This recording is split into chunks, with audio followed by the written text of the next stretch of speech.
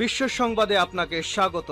শুরুতেই জানাবো হাতে পাওয়া সর্বশেষ আন্তর্জাতিক সংবাদের শিরোনাম, পরে বিস্তারিত জানাবো। এই মুহূর্তে হাতে পাওয়া সর্বশেষ আন্তর্জাতিক আপডেট সংবাদ। ইরান ইসরায়েল ফিলিস্তিনি ত্রিমুখী যুদ্ধ চলছে।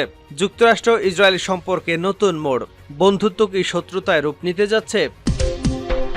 এবারে জানাবো রাশিয়ায় ক্ষেপণাস্ত্র হামলা চালিয়েছে ইউক্রেন, এতে অন্তত 7 জন নিহত হয়েছেন। রোববার বার্তা সংস্থা রয়টার্সের এক প্রতিবেদনে এ তথ্য জানা যায়। জানাবো জলবায়ু ও পরিবেশ কর্মী গ্রেট থুনবার্গকে আটক করেছে সুইজারল্যান্ডের পুলিশ। ফিলিস্তিনপন্থী বিক্ষোভে অংশ নেওয়ায় তাকে গ্রেপ্তার করা হয়েছে বলে জানা গেছে। এদিকে রাশিয়ার প্রেসিডেন্ট ভ্লাদিমির পুতিন কঠিন সিদ্ধান্ত নিচ্ছেন।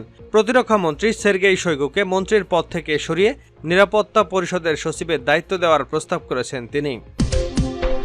জানিয়ে দেব, ইসরায়েলিদের সামনেই ফিলিস্তিনের পতাকা উড়ালেন বাংলাদেশি পর্বতারোহী। এবং সর্বশেষ জানাবো গাজায় নিহত 35,000 ফিলিস্তিনি, অবিলম্বে যুদ্ধবিরতির আহ্বান জাতিসংঘ মহাসচিবের। এতক্ষণ শিরোনাম শুনছিলেন, এবার বিস্তারিত। প্রিয় দর্শক, আপনি যদি এই চ্যানেলে নতুন হয়ে থাকেন, ভিডিওটি দেখতে দেখতে চ্যানেলটি সাবস্ক্রাইব করে আমাদের সঙ্গে থাকুন। আর এই ভিডিও সম্পর্কে আপনি আপনার মূল্যবান মতামতটি কমেন্ট বক্সে জানিয়ে দিন। আর হ্যাঁ প্রিয় দর্শক, জানিয়ে দিন ভিডিওটি কোথা থেকে দেখছেন। বন্ধুত্ব কি শত্রুতায় রূপ নিচ্ছে? বিশ্বে কৌশলগতভাবে সবচেয়ে গুরুত্বপূর্ণ সম্পর্কগুলোর একটি ইসরায়েলের সঙ্গে যুক্তরাষ্ট্রের মৈত্রী। চলতি সপ্তাহে এই সম্পর্কের কিছুটা ঝুঁকিতে ফেলেছে মার্কিন প্রেসিডেন্ট জো বাইডেন। সম্প্রতি মার্কিন সংবাদ মাধ্যম সিএনএনে এক সাক্ষাৎকারে বাইডেনের কাছে জানতে চাওয়া হয়েছিল, ইসরায়েল যদি পরিকল্পনা অনুযায়ী রাফায় আক্রমণ করে তাহলে কি হবে। এর জবাবে বাইডেন বলেন, আমি তাদের অস্ত্র সরবরাহ করব না। অস্ত্রের চালান মার্কিন ইসরায়েল সম্পর্কের মূল ভিত্তি। 4 দশকের মধ্যে প্রথমবারের মতোই সম্পর্কে ফাটল ধরেছে। গাজায় বেসামরিক প্রাণহানি এবং মানবিক বিপর্যয় রুখতে নিজ দেশ এবং দেশের বাইরে ব্যাপক চাপে আছেন জো বাইডেন। শেষ পর্যন্ত তিনি ইসরায়েলে অস্ত্র সরবরাহের বিষয়ে সবচেয়ে কঠিন সিদ্ধান্তটি জানালেন। মধ্যপ্রাচ্যে ইসরায়েল আমেরিকার সবচেয়ে কাছের কৌশলগত মিত্র। 1980 সালে প্রেসিডেন্ট রোনাল্ড রিগ্যানের পর এই ধরনের পদক্ষেপ আর দেখা যায়নি। মার্কিন পররাষ্ট্র দপ্তরের সাবেক বিশেষজ্ঞ এবং মধ্যপ্রাচ্যে শান্তি প্রক্রিয়ায় অভিজ্ঞ মধ্যস্থতাকারী অ্যারন ডেভিড মিলারের মতে এই সংঘাতের শুরু থেকেই বাইডেনকে দ্বিধায় রেখেছে একই ইসরায়েলপন্থী রিপাবলিকান পার্টি। অন্যদিকে নিজ দল ডেমোক্রেটিক পার্টির মধ্যেও দেখা দিয়েছে বিভক্তি। যদিও এখন পর্যন্ত বাইডেন যেসব সিদ্ধান্ত নিয়েছেন তাতে এমন কিছু দেখা যায়নি যাতে আমেরিকা ইসরায়েল সম্পর্কে ক্ষতিগ্রস্ত হয়। তবে ইসরায়েল রাফা স্থল অভিযান চালানোর সিদ্ধান্ত নেওয়ার পর বাইডেনের দৃষ্টিভঙ্গিতেও পরিবর্তন দেখা যায়। গত সোমবার ইসরায়েল জানায় তার শহরটির পূর্ব হামাসকে লক্ষ্য করে কার্যক্রম চালাচ্ছে। স্থানীয়রা বিরামহীন বিস্ফোরণের শব্দ শোনার কথা জানিয়েছেন। একই সঙ্গে প্রায় অকার্যকর হাসপাতালগুলোতে আহতদের সংখ্যার মাত্রা ছাড়িয়ে গেছে। জাতিসংঘ বলছে প্রায় 1 লাখ মানুষ ওই এলাকা থেকে পালিয়েছে এবং তারা খাবার, আশ্রয়, পানি ও স্যানিটেশন ভয়াবহ সংকটে আছে। প্রধানমন্ত্রী বেঞ্জামিন নেতানিয়াহু বারবার শহরটিতে পূর্ণমাত্রা স্থল অভিযান চালানোর কথা বলেছেন, যেখানে প্রায় 10 লাখ বাস্তুচ্যুত ফিলিস্তিনি আছেন। তিনি বলেছেন, এখানে লুকিয়ে থাকা হামাসের অবশিষ্ট 4 ব্যাটালিয়ন যোদ্ধাকে নিশ্চিহ্ন করতে এই অভিযান জরুরি। যুদ্ধবিরতির কোনো প্রস্তাব সফল হলেও অভিযান চালানো হবে বলে মত দিয়েছেন তিনি। ওয়াশিংটনে নেতানিয়াহু রাফায় কোনো ধরনের বেসামরিক অভিযান পরিচালনা না করতে বারবার অনুরোধ জানিয়ে আসছেন। অ্যারন ডেভিড মিলার বলেছেন, প্রেসিডেন্ট বাইডেন আশঙ্কা করেছেন রাফায় অভিযান বন্ধ হলে যুদ্ধ বন্ধ বা জিম্মিদের উদ্ধারে আর কোনো উপায় থাকবে না।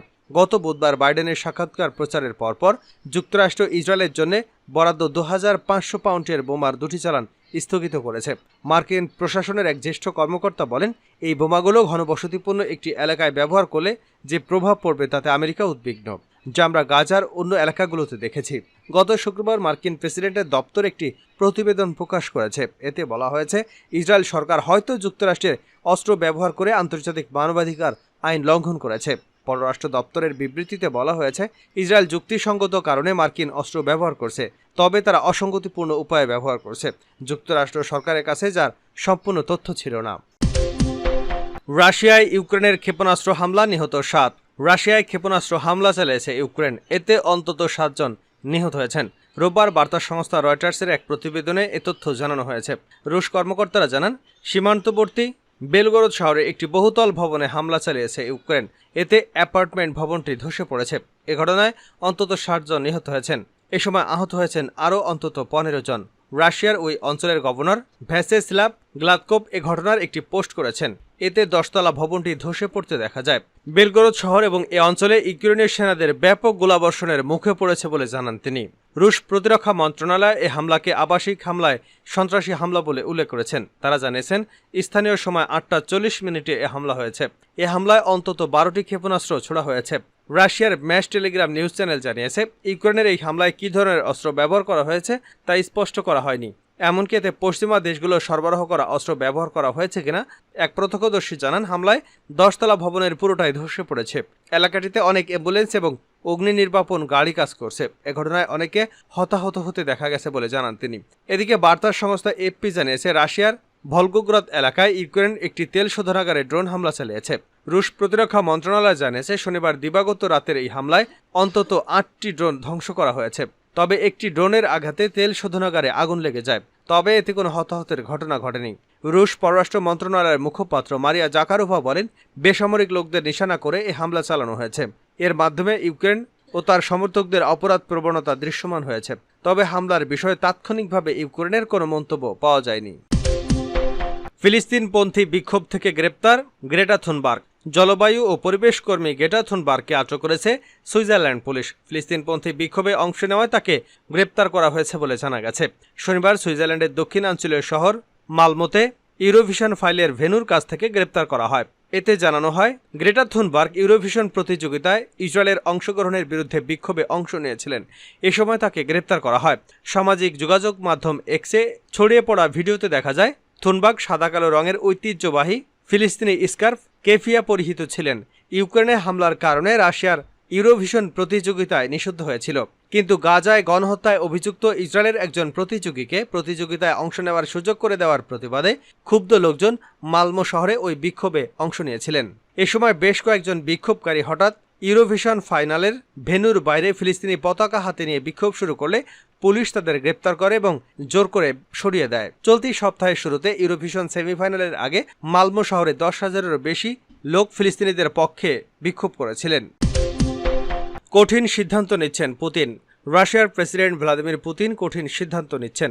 সম্প্রতি প্রতিরক্ষা মন্ত্রী সের্গেই শোইগুকে মন্ত্রিপরিষদ পদ থেকে সরিয়ে নিরাপত্তা পরিষদের সচিবের দায়িত্ব দেওয়ার প্রস্তাব করেছেন তিনি। প্রেসিডেন্ট হিসেবে 5ম দফার দায়িত্ব নেওয়ার পর মন্ত্রিসভা পুনর্গঠনের অংশ হিসেবে এই প্রস্তাব করেন পুতিন। খবর বিবিসির। সের্গেই শোইগুর স্থানে প্রতিমন্ত্রী হিসেবে আন্দ্রেই বেলোসভের নাম প্রস্তাব করেছেন রুশ প্রেসিডেন্ট। তবে বেলোসভের প্রার্থিতা রুশ পার্লামেন্টের উচ্চকক্ষে অনুমোদিত হতে হবে। রাশিয়ার আইন অনুযায়ী প্রেসিডেন্ট হিসেবে পুতিনের দায়িত্ব নেবার পর মঙ্গলবার পুরো মন্ত্রিসভা পদত্যাগ করবে। ক্রেমলিনের মুখপাত্র দিমিত্রি পেসকভ রোববার বলেন, রাশিয়ার প্রেসিডেন্ট ইতিমধ্যেই প্রতিরক্ষা মন্ত্রীর পদটি কোনো বেসামরিক লোকদের হাতে দেওয়ার সিদ্ধান্ত দিয়েছেন, কারণ প্রতিরক্ষা মন্ত্রণালয় নতুন নতুন উদ্ভাবন এবং অত্যাধুনিক ধ্যান ধারণা প্রয়োজন। সের্গেই শোইগুকে 2012 সালের প্রতিরক্ষা মন্ত্রী করা হয়েছিল। এর 2 বছর আগে ইউক্রেনের ক্রিমিয়া উপদ্বীপ দখল করে রাশিয়া। শোইগু ইউক্রেনের সঙ্গে রাশিয়ার যুদ্ধে মুখ্য ভূমিকা পালন করেছিলেন। গাজায় নিহত 35,000 ফিলিস্তিনি, অবিলম্বে যুদ্ধবিরতির আহ্বান জাতিসংঘ মহাসচিবের। গাজা উপত্যকায় অবিলম্বে মানবিক যুদ্ধবিরতির আহ্বান পুনর্ব্যক্ত করেছেন জাতিসংঘের মহাসচিব অ্যান্তোনিও গুতেরেস। খবর আল জাজিরার। গাজার কর্মকর্তাদের দেওয়া তথ্য অনুযায়ী অক্টোবর থেকে এ পর্যন্ত উপত্যকাটিতে 35,000-এরও বেশি ফিলিস্তিনির প্রাণ গেছে। রোববার কুয়েতে জড়ো হওয়া আন্তর্জাতিক দাতাদের উদ্দেশ্যে এক ভিডিও ভাষণে গুতেরেস গাজায় হামাসের হাতে জিম্মি ইসরায়েলিদের নিঃশর্ত মুক্তির পাশাপাশি অবিলম্বে মানবিক সহায়তা বাড়ানোর আহ্বান জানিয়েছেন। ভিডিওতে তিনি বলেন, শুধুমাত্র যুদ্ধবিরতি শুরু করতে হবে। জাতিসংঘের মহাসচিব সতর্ক করে দেন যে যুদ্ধের অভিজ্ঞতা থেকে ফিরতে দীর্ঘ সময় লেগে যাবে। এদিকে ইসরায়েলি বাহিনী গাজায় বেশ কয়েকটি স্থানে হামলা চালিয়েছে। যুদ্ধে বাড়ি থেকে পালানো বহু ফিলিস্তিনি আবারও নতুন করে বাস্তুচ্যুত হয়েছেন।